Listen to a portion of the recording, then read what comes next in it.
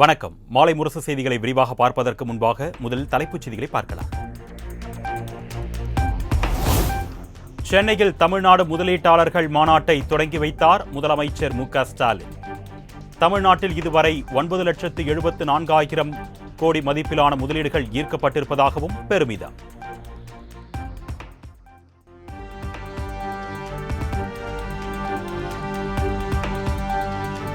தூத்துக்குடியில் 36,000 கோடி ரூபாய் மதிப்பீட்டிலான அமையவுள்ள செம்கார்ப் தொழிற்சாலை முதலமைச்சர் மு.க.ஸ்டாலின் அடிக்கல் நாட்டி தொடங்கி வைத்தார்.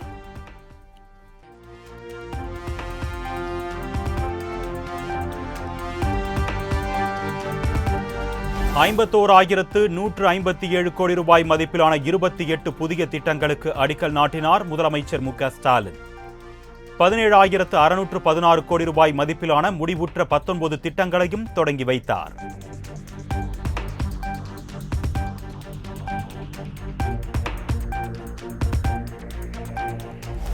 கடந்த 3 ஆண்டுகளில் 31 லட்சம் பேருக்கு வேலைவாய்ப்புகள் உருவாக்கப்பட்டுள்ளன.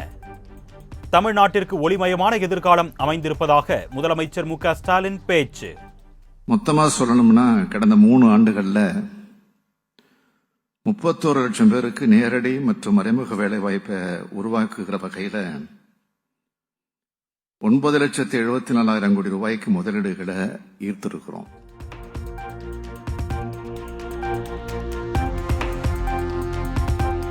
அமைதி பூங்காவாக திகழும் தமிழ்நாட்டை தேடி தொழில் நிறுவனங்கள் வருவதாக முதலமைச்சர் மு.க.ஸ்டாலின் பெருமிதம். மற்ற தொழில் நிறுவனங்களுக்கும் அழைப்பு விடுப்பு. அமைதியான சட்டம் ஒழுங்கு சிறப்பா இருக்கிற மாநிலத்தை தேடித்தான் தொழில்துறையினர் வருவாங்க என்பது உங்க எல்லாருக்கும் தெரியும்.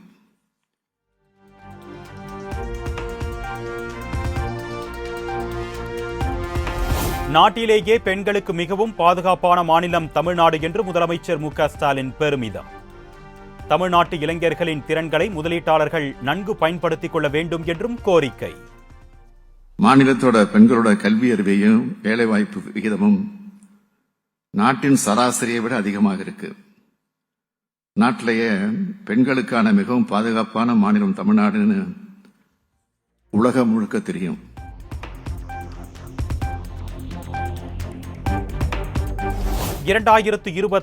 ஆண்டு பிப்ரவரி 21, 22 ஆகிய தேதிகளில் சென்னையில் உலக புத்தொழில் மாநாட்டுக்கு ஏற்பாடு. 15 கோடி ரூபாய் ஒதுக்கீடு செய்து அரசாணை.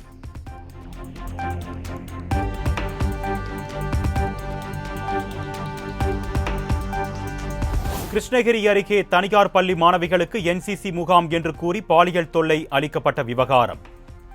நடவடிக்கை குறித்த அறிக்கையை 3 நாட்களுக்குள் அளிக்க தமிழ்நாடு DGPக்கு தேசிய மகளிர் ஆணையம் உத்தரவு.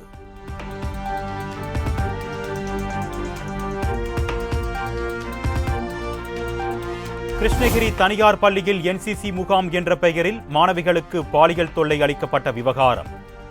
விசாரணையை துரிதமாக மேற்கொள்ள முதலமைச்சர் மு.க.ஸ்டாலின் உத்தரவு.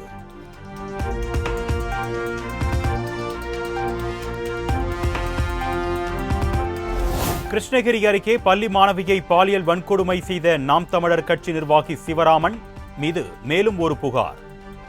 வழக்கறிஞர் என்று கூறி 36 லட்சம் பணம் பறித்ததாக மாவட்ட காவல் கண்காணிப்பாளர் அலுவலகத்தில் பாதிக்கப்பட்டவர்கள் மனு.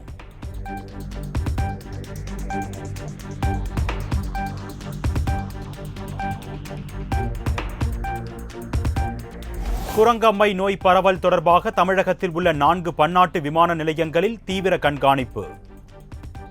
நோய் அறிகுறிகள் உள்ளவர்கள் தனிமைப்படுத்தப்படுவார்கள் என்று அமைச்சர் மா. சுப்பிரமணியன் தகவல். பிரத்யேகமாக அமைக்கப்பட்டிருக்கிறது. ஆக சென்னை, மதுரை, கோவை, திருச்சி ஆகிய 4 நகரங்களிலும் இருக்கிற பன்னாட்டு விமான நிலையங்களை ஒட்டி இருக்கிற அரசு மருத்துவ கல்லூரி மருத்துவமனைகளில் இந்த குரங்கு அம்மைக்காக பிரத்யேகமான வார்டுகள் இன்றைக்கு 10 படுக்கைகளுடன் கூடிய வார்டுகள் இன்றைக்கு தயார் நிலையில். கல்வியை வைத்து எதிர்க்கட்சித் தலைவர் எடப்பாடி பழனிசாமி அரசியல் செய்ய வேண்டாம். பள்ளிக் கல்வித்துறை அமைச்சர் அன்பில் மகேஷ் வேண்டுகோள்.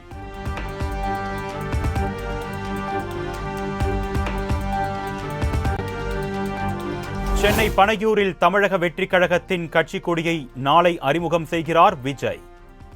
பாதுகாப்பு வழங்கக் கோரி நீலாங்கரை மற்றும் கானாத்தூர் காவல் நிலையங்களில் மனு.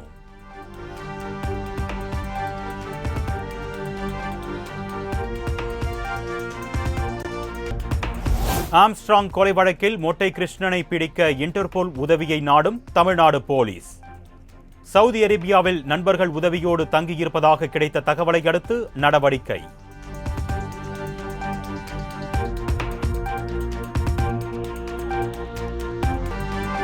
திமுக ஆட்சியில் பட்டாசு ஆலை முதல் பால் பண்ணை வரை எங்கும் தொழிலாளர்களுக்கு பாதுகாப்பு இல்லை.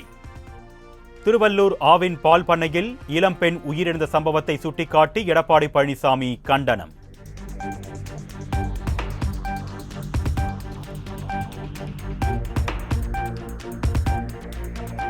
திமுக பாஜக இடையே ரகசிய உறவு இருப்பதாக முன்னாள் அமைச்சர் ஜெயக்குமார் விமர்சனம். அதிமுக பொதுச் செயலாளர் எடப்பாடி பழனிசாமியை மு.க. ஸ்டாலின் ஒருமையில் பேசுவது சரியா என்றும் கேள்வி.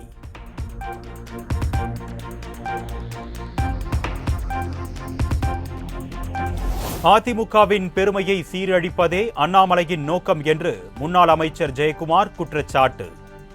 திமுக கூட்டணி கட்சி எம்பிக்களின் விருந்திற்கு சிறப்பு விருந்தினர் ஜே.பி. நட்டா என்றும் விமர்சனம். அண்ணாமலையினுடைய ஒட்டுமொத்த நோக்கமே அனைத்து இந்திய அண்ணா திராவிட முன்னேற்ற கழகத்திற்கு பெருமையை சீர்குலைக்கணும்.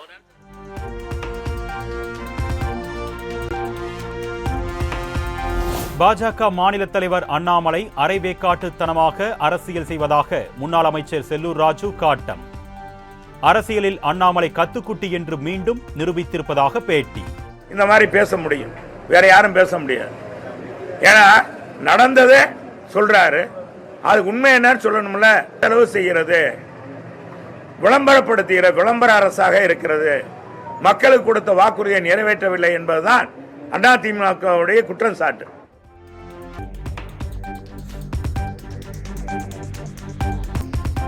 தமிழ்நாட்டில் இளநிலை மருத்துவ படிப்புகளுக்கான மாணவர் சேர்க்கை கலந்தாய்வு தொடங்கியது.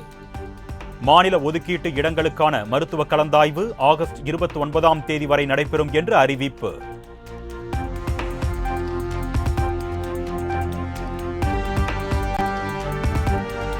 தமிழ்நாடு முழுவதும் நீர்நிலைகள், அரசு நிலங்கள் ஆக்கிரமிப்புகளை அகற்ற எடுத்த நடவடிக்கைகள் என்ன?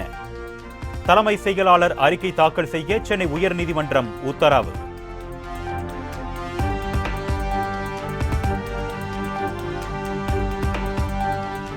நெல்லையில் வழக்கறிஞர் சரவணராஜ் படுகொலையை கண்டித்து சக வழக்கறிஞர்கள் போராட்டம்.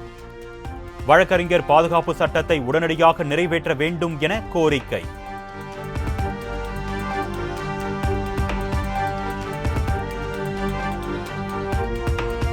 கல்வராயன் மலைப்பகுதி மக்களுக்கு ஆதார், ரேஷன் கார்டு, வாக்காளர் அடையாள அட்டை வழங்க சிறப்பு முகாம்களை நடத்த வேண்டும்.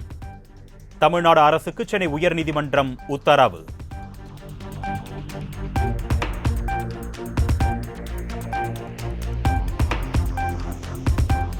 விருதுநகர் மாவட்டம் வெம்பக்கோட்டையில் அகழாய்வு பணிகள் மும்முரம். சுடுமண் மணி, முத்திரை, சதுரங்க ஆட்டக்காய் கண்டெடுப்பு.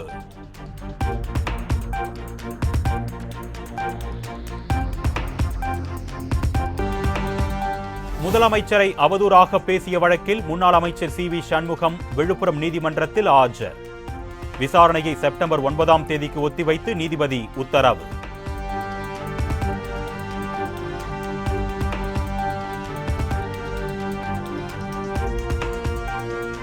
கூடலூர் கள்ளிக்கோட்டை சாலையில் ராட்சத மரம் ஒன்று திடீரென முறிந்து விழுந்ததால் பரபரப்பு.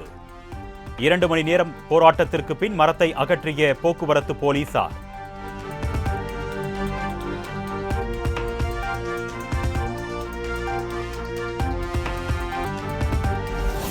திருப்பத்தூர், கிருஷ்ணகிரி, தருமபுரி உள்ளிட்ட 12 மாவட்டங்களில் இன்று கனமழைக்கு வாய்ப்பு. சென்னை வானிலை ஆய்வு மையம் கணிப்பு.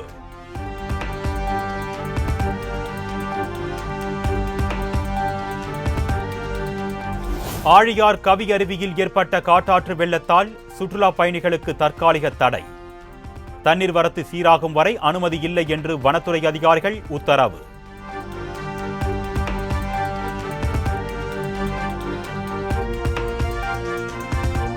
தொடர் கனமழை காரணமாக திருப்பத்தூர் மாவட்டம் கந்திலி பகுதியில் தரைப்பாலத்தை மூழ்கடித்து செல்லும் வெள்ளம்.